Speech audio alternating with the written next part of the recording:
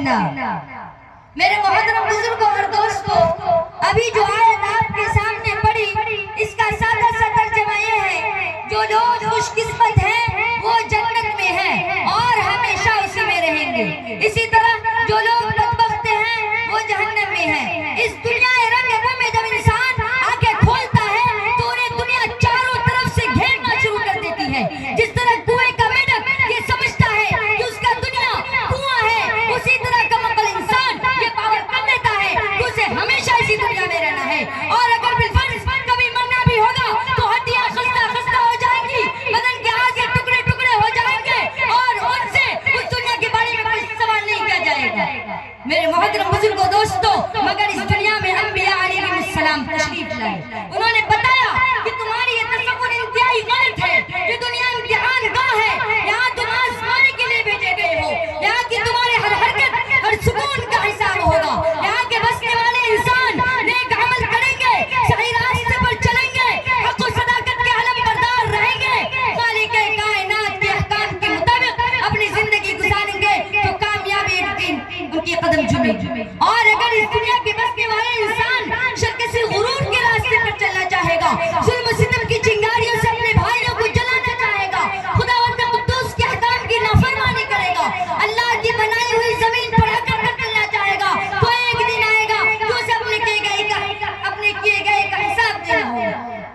اسے پوچھا جائے گا، تمہیں تو ہاتھ دیے گئے تھے تاکہ تم مزدوروں کی مدد کر سکو، تمہیں تو پاؤں دیے گئے تھے تاکہ تم خدا کی عبادت کے لیے مسجدوں تک جاؤ، تمہیں تو آنکھیں دی گئی تھی تاکہ تم غلط اور صحیح کی تمیز کر سکو، تمہیں عقل دیا گیا تھا تاکہ تم باطل طاقتوں کی مکاریوں کو شکست دے سکو اور حق کی آواز کو بلند کر سکو۔ کیا تم لوگوں نے ایسا ہی کیا؟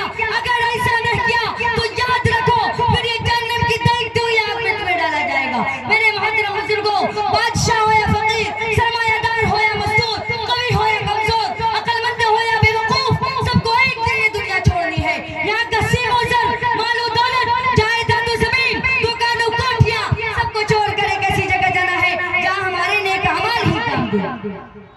چند پیسے جن کے ذریعے ہم نے غریب کی مدد کی، چند رکعت نماز جو ہم نے خلوص نیت سے ادا کیا، چند میٹھی باتیں جو ہم نے مزدوروں پہ کس کو اطمینان دلانے کے لیے کیا، یہی ہمارے کام آئے گی، اور دنیا کا ساز و سامان، سارا سامان ہمارے لیے بیکار ہو جائے گا۔